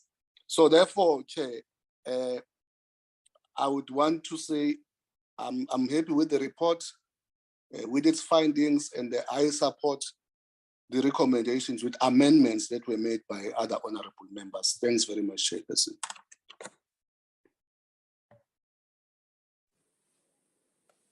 Thank you, Honorable Mpanza. I don't see any hands. I just take that the previous hands are legacy hands. On my side, just to say sorry. that. Sorry? Okay. Sorry, there is a hand. Is that Beckman? Okay, thanks.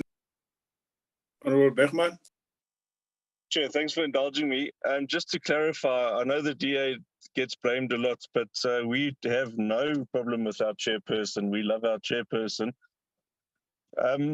We also just to say that on the forensic audits, we can request a forensic audit. That has nothing to. Cuba was just one aspect of the forensic audit. I gave strong, compelling reasons the last time. The fact that there's enough people within the foreign services that have suggested that or compelled us to look into the African Renaissance Fund, and there's been two independent reports that were given to two ministers that have never seen the light of day in this committee that we keep on asking for, is enough reasons for us to request for the Auditor General to do a forensic audit. And if it's not the Auditor General that would want to do the forensic audit, we are quite within our right to request for an independent forensic audit. So we can either put there in words that we request the Auditor General to undertake a forensic audit, and if the Auditor General does not find enough compelling reason to undertake a forensic audit, that this committee called on the Minister to undertake an independent forensic audit. But I do believe that this committee should push, and that there's compelling enough reason given that this committee should push for the forensic audits. And I just wanted to make it clear, it's not about Cuba alone. Cuba's but one aspect, and I can take both what the EFF and my colleagues are saying. It's actually more about the monies and funds themselves, that the more money there is, the more that can go around for other intended purpose. Thank you very much, Chair.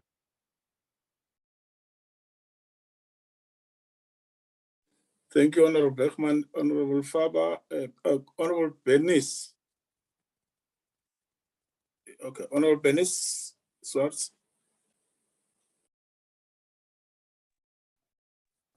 Honorable Bernice Swartz. Hello? But she has a hand raised there. I'm sure that is the legacy. Oh, it's a legacy hand. No, I'm here, Chair. Oh, yeah. Okay. No, she doesn't have a legacy and she has never spoken, so it can't be a legacy. Okay, Honorable Swartz.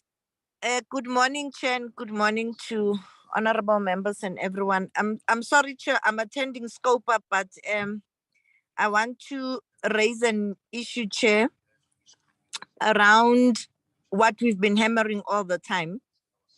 And we welcome the comprehensive report. And we accept the report with its amendments. But Chair, all the time we've been asking the department that it needs to build relevant skills in finance and SCM, and the issue of corporate services managers who are expected to deal with finances in the missions, who have no clue on finances. And this has been on the cards for too long, Chair. And I think, Chair, this impacts a lot always on the outcomes of the AG. Now, whenever we raise this issue with the department is always defending itself in terms of systems it has in place, in terms of policies it has in place, in terms of wanting to tell us that there's training that gets done. But for me is that we do not see the impact on the strategy and impact on what they say they do training on to actually skill the people in the missions, especially on the supply management issues and the finances themselves, because everything that happens when it comes to the AG outcomes borders a lot on what the mission submit to DIRCO, borders a lot on how these missions compile and report on their finances. There are many issues that borders on this, the cash on cash, the petty cash, everything that they do. And ever since we arrived here, we've been talking about this here, which then also borders on how officials get placed in missions, and that anybody and anyone, and I've always said this and I'm going to say it again, that at DIRCO, if you are making tea, you can get placed in a mission. When you come back, you can come and work on the finances of DIRCO. You can come and work at supply chain management. You can come and be a big boss at finance. And I'm going to repeat it again. This is not what we are thinking. It's what we were responded on our first oversight at DIRCO. That if you are placed on a mission and you were filing, when you come back, you can easily go and work at finance or work in any other important responsibility at DIRCO. Now, up until the department shows us, Chair, that they really have a strategy that talks to skills, because when we say that people must be financed in that relevant skilling, they must also understand the working of DIRCO, because DIRCO is an international department. It's not just any department that is dealing with finances here. We are talking of throughout the world where we have missions and where we have officials, especially those who deal with the finances. So I think the responses that we get are just English all the time, Chair, because we get told there's this in place, there's that in place, and all these plans. I'm wishing and praying for the day that this department will send us a report to show that ever since you've done oversight and recommended this to us at the department, we've done 1% of it, and this is how we are remedying what we think gets us to the problem that we find ourselves in, especially in the finance issues, which borders on SCM and corporate services managers.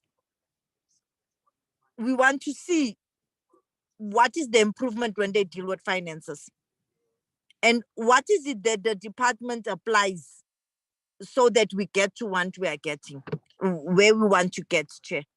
Thank you very much, Chair.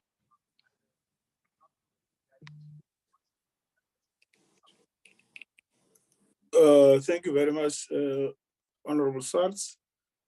I'm just checking. I think Honorable Banza is a legacy hand, Honorable Msane is a legacy hand. Am I right? It's not legacy. Yes, Chair. It's a legacy. No, it's not a legacy. I want to make a follow-up. Okay, let me give Honorable Msane and then yourself in that order. And you'll be the last people. Thanks. Honorable Msane. Thank you very much, Chair. You know, the issues that Honorable Swartz is raising is exactly what we are saying.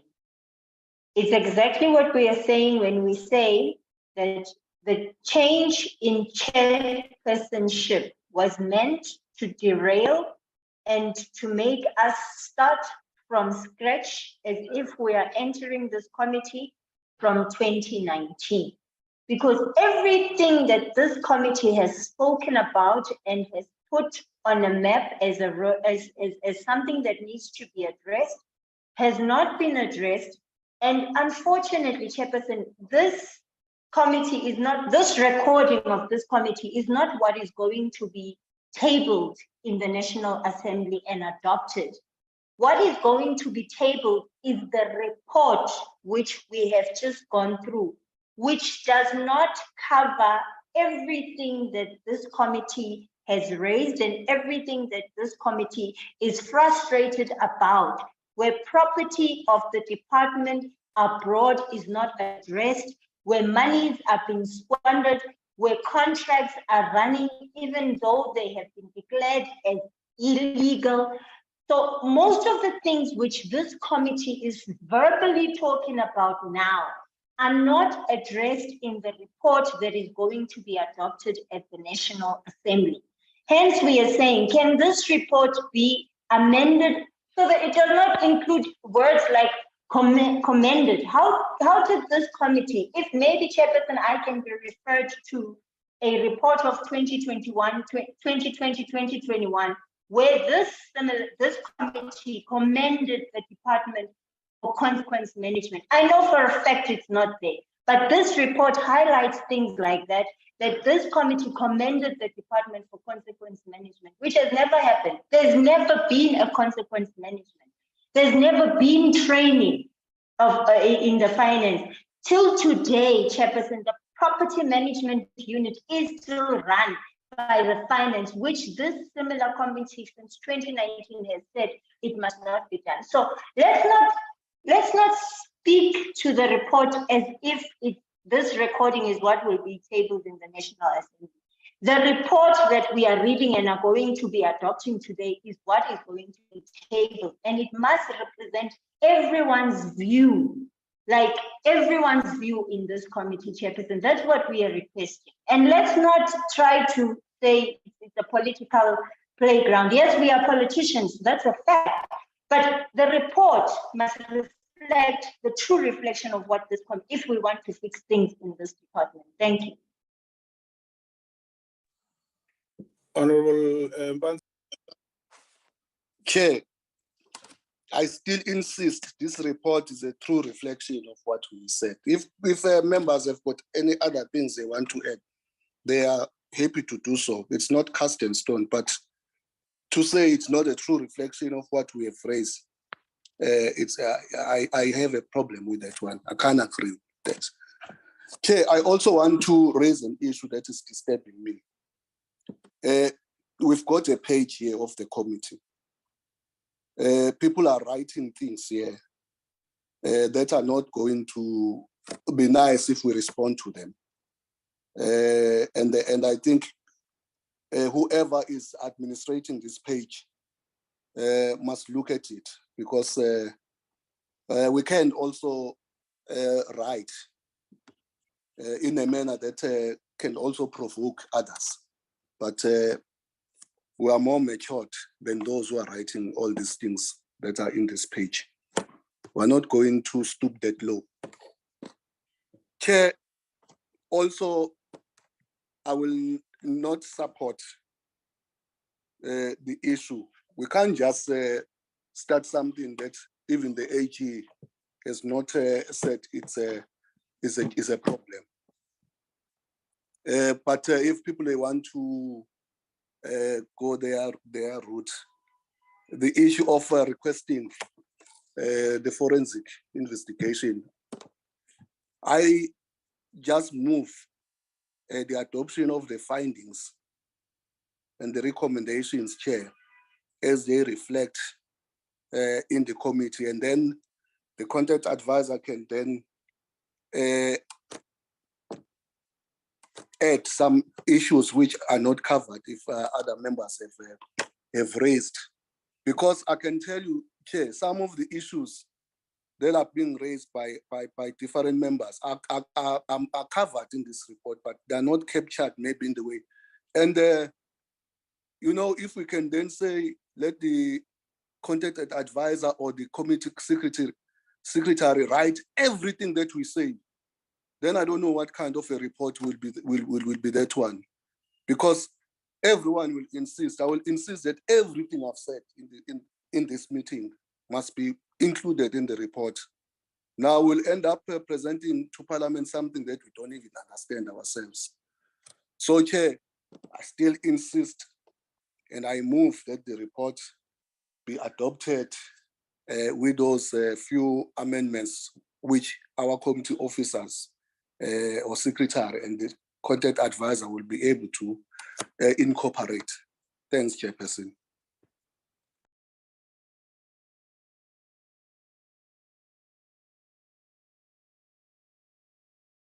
See, I see there are more hands now. Okay, let me just take Honorable Chetty and then Honorable Chairperson, who's back on the online. Honorable Chetty. Thank you, Stalo. Yeah, Stalo, I just want to make this very clear. Yes, there were lots of comments made, but if you listen to my input, I made reference to specific recommendations and findings, specific numbers and bullet points. And I asked for certain things there to be included in it. So I, for one, do not agree with the report as it is. And I must object to that because we're now having the Honorable Impanza saying that it is a true reflection, and we've got other members. I mean, so far, there were 4 other members that spoke on this very same item who had a differing view from him that this was not a true reflection of what transpired in the meeting. Now, surely, Chairperson, that has to be taken into consideration. And again, we must understand, there is a majority by the ANC in this committee, but we also have a right as opposition parties to expose this here and record our objection to the fact that this is not a true reflection of what transpired in the meeting. There are mistakes, there are errors in it, and we wanted that corrected before we can approve it. That's why it's brought before us. Thank you, Chair. Honorable SOR.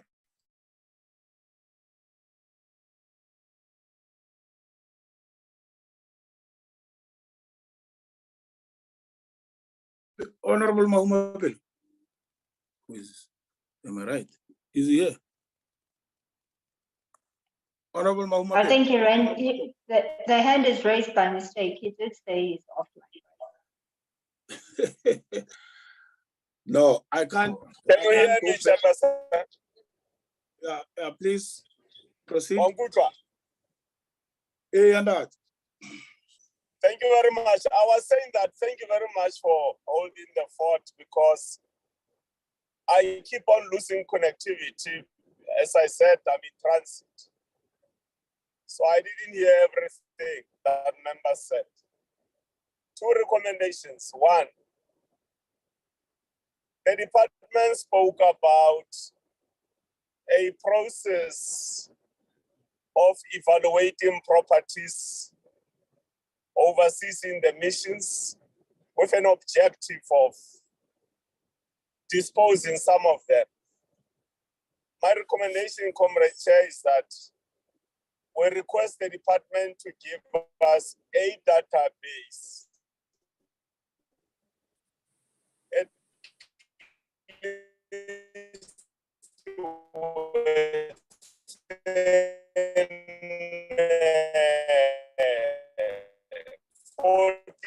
Days because I'm sure that it's very difficult to hear you. Chair, can you just change position? Specificities of those properties. Chair.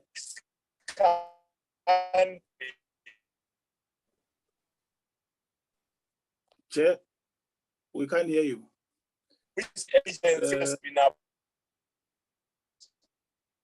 No, Chair. Chair, we can't hear you. Mr. Squala, may you please call him and tell him he's not at all coming through. Call him on his cell. Wait. Okay, noted, Chairperson.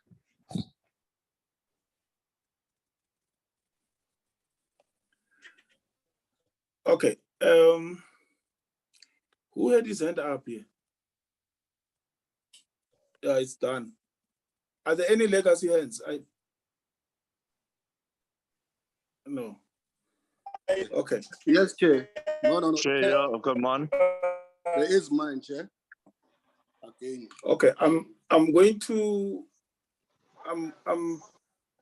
allow Mr. Squala to ask the chairperson to find a better position, and then allow Honorable Bergman and then Honorable Mpanza to speak. We can't continue beyond what we are able to.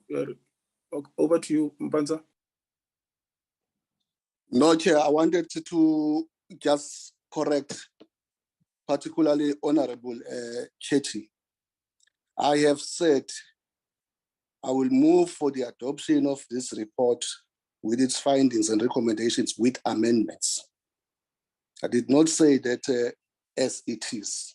And I even said that the Secretariat will be able, because they are recording, to factor in issues that were raised by other honorable members. We have always been doing it that way. So I wanted to correct that assertion, particularly from Honorable Chetty, that I was just saying as it is. I said with amendments. Thanks very much, Chair. Honorable Bergman. Chair, thank you very much. I think it's just important that, that the one that says that we mustn't be political doesn't become the most political, and the one that says that we must all play nasty isn't the one that becomes the most threatening.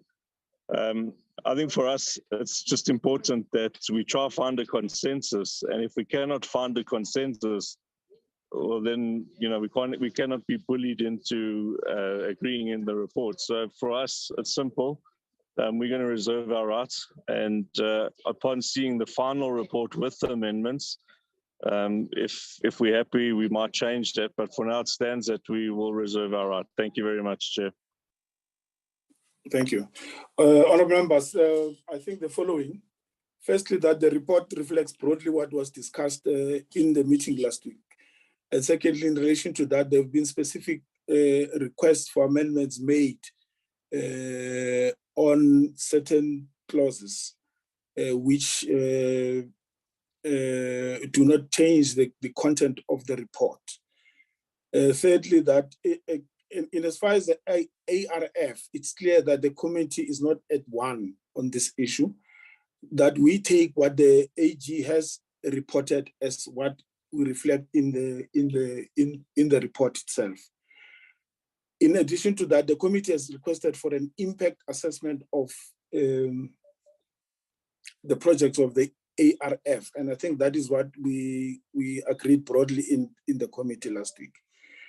Fourthly, in relation to the ARF, that this matter of the ARF and all other matters that have been flagged be monitored by us through the management letter or the audit action plan quite robustly from now onwards. The DG has undertaken that he will take responsibility for doing so.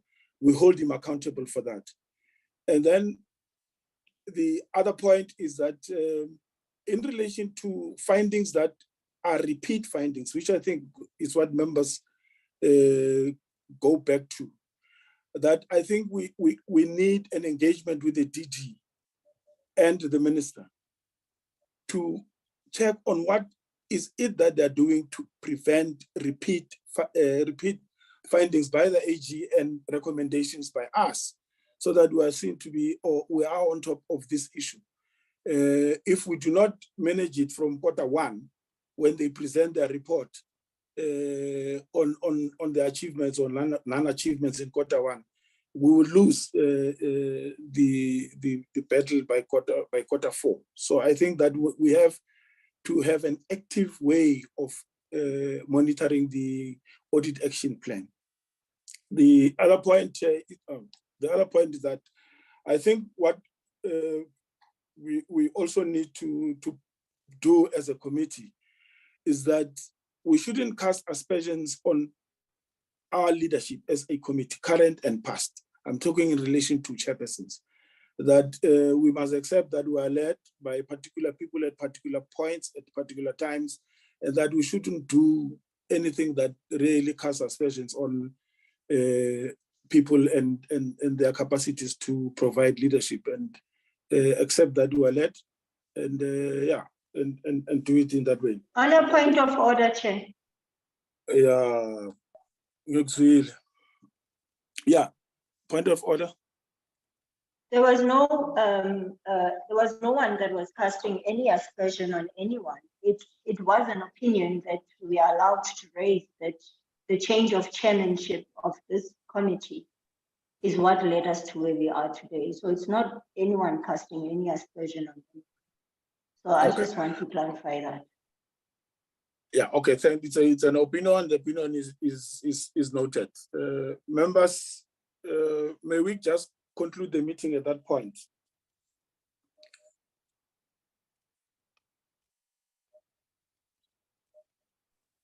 Thank you, Chair. Is that the only item on the agenda? Honorable Mr. Zagwala, did you get the chairperson? Chair, I could not get the chair due to network. Oh, okay. Chair. Honorable Sane, sorry. We don't need to adopt this. Honorable Mpanza has proposed. Thank you, Chair. Can we leave? No, I want to reject it because as the EFF, we don't agree with this report. I move to Chair for the adoption. Yes, Chair, and I move for the second method of the adoption. It's Honorable Ngola. We reject the, where did this man come report. From? We reject I am seconding the adoption, Chair. Yeah, thanks. I've noted. Can and we Honorable note that Chair must not speak when I'm speaking. I allowed him to speak without any interruption. Honorable Ngola, please. Honorable Mpanza has moved for adoption of the report. Honorable Mpanza, move for adoption, and Honorable Mpanza has seconded the adoption. I have noted Honorable Sane's rejection. Any other? Honorable Bergman has said that they reserve the rights. No, Chair, we must correct you. It can't be Honorable Mpanza move and then Honorable Mpanza second. It's Ngola who seconded, Chair. It's Ngola. I said Ngola. No, you said Mpanza, so I'm protecting you from the recording part of it. Let me do it again properly. Honorable Mpanza has moved for adoption of the report with amendments. Honorable Ngola has seconded the adoption. I've noted the rejection of Honorable Msane and the reservations of Honorable Bergman. Is that correct now, Honorable Mpanza? Yes, that's correct. Agreed. Thanks, agreed. Thanks. The meeting is adjourned. Oh, Honorable Meshwe. I'm so sorry, I've not been participating because I'm currently in mourning, but I think it's important to also note that we reserve our right because we are not happy with a number of issues that are on the report. Thank you. Thank you, Honorable Meshwe, and then our condolences in this difficult time for yourselves and your family. Honorable members, this brings the meeting to an end. Thank you, Stalo.